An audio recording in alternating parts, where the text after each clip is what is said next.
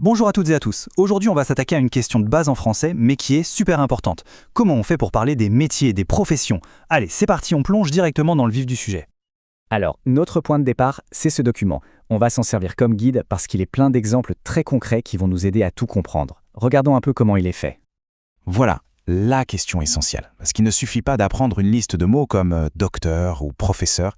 Non, le but du jeu, c'est de vraiment saisir la logique derrière pour pouvoir ensuite construire ses propres phrases sans hésiter. Bon, première étape, les mots-clés, métier et profession. En français, on utilise souvent l'un ou l'autre pour parler d'un travail. C'est notre point de départ. Et c'est là que ça devient vraiment intéressant. Apprendre les métiers en français, ce n'est pas juste du par cœur. En fait, il y a une vraie structure, une sorte de code grammatical à déchiffrer. Et une fois qu'on a compris ce code, tout devient beaucoup plus simple. On arrive au cœur du sujet, le masculin et le féminin.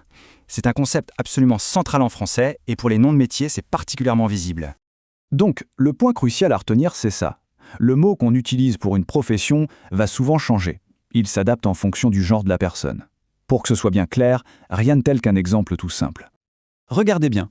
Pour un homme qui fait du pain, on dit un boulanger. Facile. Mais pour une femme, hop, on ajoute un E à la fin et ça devient une boulangère. Cette toute petite lettre, elle change tout.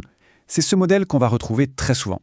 Allez, maintenant on passe à la pratique. On va prendre quelques exemples tirés de notre document pour voir comment cette règle du masculin-féminin fonctionne concrètement. Ce qui est génial ici, c'est que la structure est hyper claire. D'un côté, la forme masculine, de l'autre, la féminine. J'ai juste à côté ce que la personne fait. Par exemple, un professeur, une professeure, il ou elle enseigne. Un policier, une policière, il ou elle protège. C'est une logique vraiment limpide, non? On continue, avec quelques petites variations, sinon ce serait trop simple. Pour médecin, on entend parfois une doctoresse. Pour avocat, on a bien une avocate.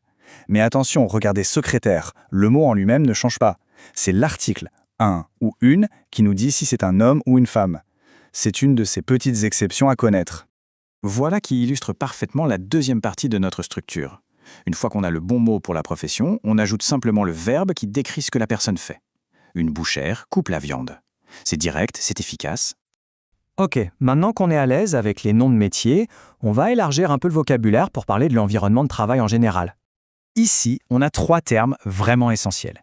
Il y a le patron ou la patronne, c'est la personne qui dirige. Ensuite, les employés, donc ceux qui travaillent pour le patron. Et enfin, les collègues, les gens avec qui on travaille au quotidien. Cette phrase, qu'on retrouve dans le document, est parfaite pour illustrer la relation. Elle met les mots employé et patron dans un contexte très simple et facile à mémoriser. Et voilà, en quelques minutes à peine, on a assemblé toutes les pièces du puzzle. Non seulement on sait comment nommer une profession en faisant attention au masculin et au féminin, mais on peut aussi décrire ce que la personne fait et la situer dans son équipe. S'il y a vraiment une seule chose à retenir de tout ça, c'est cette petite formule magique. On choisit la bonne forme du métier, masculin ou féminin, on y ajoute l'action et le tour est joué. C'est vraiment la clé pour parler de n'importe quelle profession en français. Et on termine avec une petite question pour la route. Avec cette structure qu'on vient de voir, comment est-ce qu'on pourrait décrire le métier de ses rêves en français? Les outils sont là, à chacun d'y réfléchir. Merci beaucoup d'avoir suivi cette analyse et à très